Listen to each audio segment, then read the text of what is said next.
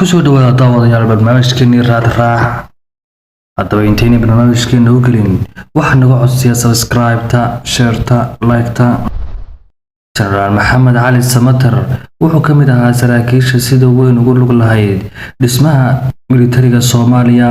Maxkamadda sare ee Mareykanka ayaa sanadkii 2010 go'aamisay in dacwad lagu soo oogi karo Sarkaal Samatar. Waxaa lagu eedeeyay xadgudubyo inuu 80-maadkii ka geystay Soomaaliya, gaar ahaan gobolada waqooyi oo la sheegay inay ka dagaalameen ciidamada dawladda. Maxkamadda ku taal waddanka Mareykanka ayaa go'aamisay in Sarkaal Samatar uu bixiyo lacag lagu ganaaxay, taasi oo soo gabagabeynaysa muddo 8 sano ah oo dacwad ay ku socotay. Sarkaal Maxamed Cali Samatar ayaa ogolaaday inuu bixiyo lacag dhan $21 milyan, taasi oo la siinayo dadkii ay dhibaatadu ka soo gaartay jirdil ka dhacay xilligii uu dawladda Soomaaliya ku jiray 80-maadkii. Colonel Xukumey wuxuu ka mid ahaa saraakiishii madaxda ka ahayd ciidanka qaranka Soomaaliya ee dawladda Maxamed Siyaad Barre. Colonelka wuxuu ka mid ahaa saraakiil tababar fiican ku soo qaadatay dalka Mareykanka, sida uu sheegay qareenkiisa Joseph Butler.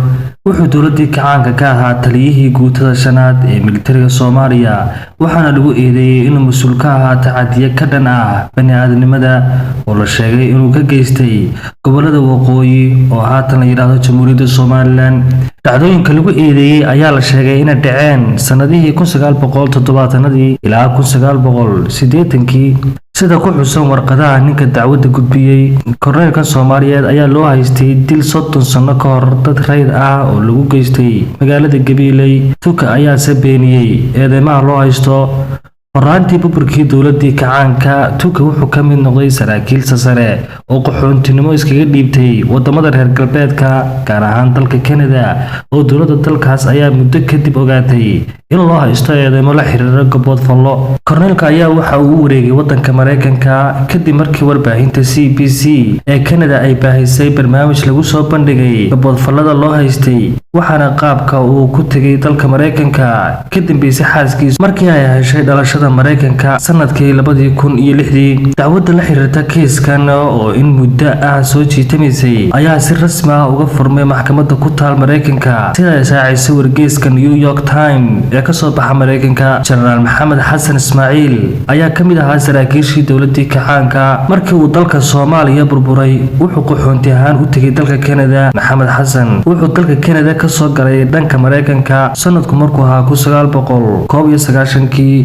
muddo kadib ayaa waxaa soo shaabaxay in Sarkaal Maxamed uu galay dambiyo ka dhan ah xuquuqda aadanaha. Dukumeentiyo ka soo baxay maxkamadda heer federaal ayaa muujinaya in Maxamed mas'uul ka ahaa jirdil loo geystay maxaabiis. sanadkii 1993 waxaa laga saaray liiska dadka Canada ay magangeliyada siisay kadib markii la arkay calaamado muujinaya inuu galay dambiyo ka dhan ah bani'aadamnimada. inkastoo Canada ay go'aan ku gaartay in Xasan dalka laga masaafiriyo, haddana dalka lagama saarin, mana jirin caddayn muujinaysa in Maxamed uu dalka ku sii noolaan karo. si kastaba ahaatee, sanadkii 2011 hay'adda Canada u qaabilsan xuduudaha ayaa faarax ku dartay liiska 30 nin oo lagu eedeeyay in ay galeen dambiyo ka dhan ah xuquuqda aadanaha. xubno ka tirsan jaaliyadda Soomaalida ee dalka Canada ayaa walaac xooggan ka muujisay kadib markii Maxamed Xasan Ismaaciil Faarax loo magacaabay taliyaha booliska dalka Soomaaliya, kuwaasi oo ku andacoonayay inay nasiib darro tahay nin ku jira liiska dambiilayaasha